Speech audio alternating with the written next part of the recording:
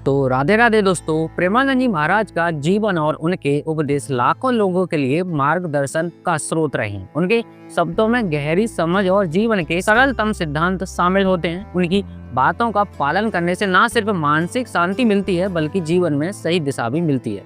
उनकी बातों से हमारे देश का युवा अब बदल रहा है। करोड़ों युवा बुजुर्ग सभी लोग उन्हें सुनते हैं और उनकी बातों को मानते भी हैं। लेकिन क्या आपको पता है कि प्रेमानंद जी की कई ऐसी 5 बातें जिसमें उन्होंने बताया है कि मनुष्य को किस वक्त शांत रहना चाहिए। ये हमेशा अपने अनुयायियों को इस बात की सलाह देते हैं कि कुछ विशेष स्थानों पर मौन बनाए रखना बेहद जरूरी है। प्रेमानंद जी महाराज का मानना है कि मौन रखना न सिर्फ स्वास्थ्य के लिए फायदेमंद है बल्कि यह हमारे मानसिक संतुलन को भी बनाए रखता है। इस वीडियो में हम उन 5 जगहों के बारे में जानेंगे जहाँ पर प्रेमानंद जी महाराज के अनुसार मौन बनाए रखना बेहद जरूरी होता है। पहला नंबर पर है भोजन करते समय हमेशा हमें मौन रहना चाहिए। जी हाँ, प्रेमानंद जी महाराज के अनुसार भोजन करते समय हमें बात नहीं करनी चाहिए। उनका यह मानना है कि जब हम खाते हैं और बात करते हैं तो हमारी श्वास नली खुल जाती है, जिससे भोजन को निगलने में परेशानी हो सकती है। इससे न सिर्फ हमें खांसी या दम घुटने की समस्या हो सकती है बल्कि यह हमारे पाचन तंत्र को भी प्रभावित करता है। इसलिए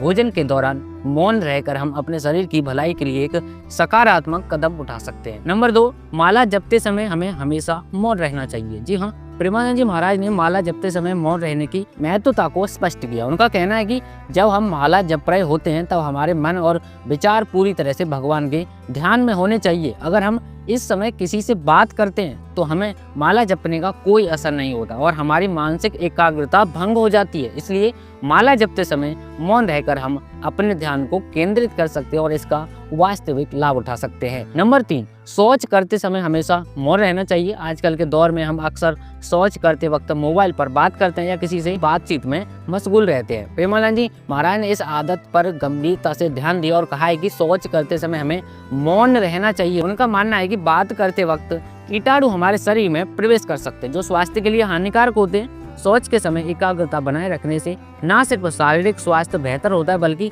मानसिक शांति भी प्राप्त होती है।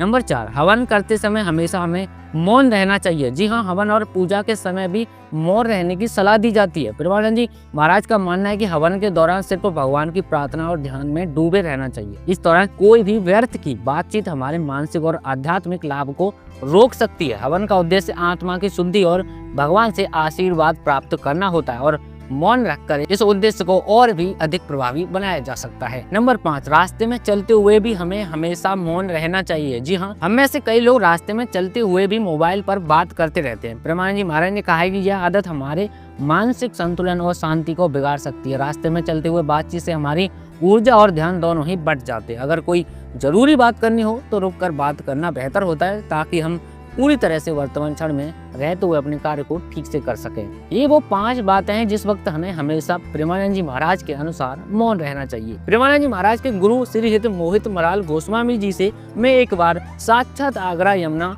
महाआरती में मिला था। तो मैंने वहां पर एक चीज नोटिस किया था कि प्रेमानंद जी के गुरु जब से आए थे और गए थे तब तक उन्होंने किसी से एक शब्द भी नहीं बोला था। वो सिर्फ अपनी माला जप रहे थे। बाकी आप सब लोगों का इन विचारों के बारे में क्या सोचना है, अपनी राय हमें कमेंट करके जरूर बताएं। और आगे भी वृंदावन और प्रेमानंद जी महाराज से जुड़ी हर खबर पाते रहने के लिए हमारे साथ जुड़ जाइए। वीडियो को लाइक करके चैनल को सब्सक्राइब जरूर कर लीजिए। चलिए जल्दी मुलाकात होगी हमारी अगली वीडियो में, तब तक के लिए राधे राधे।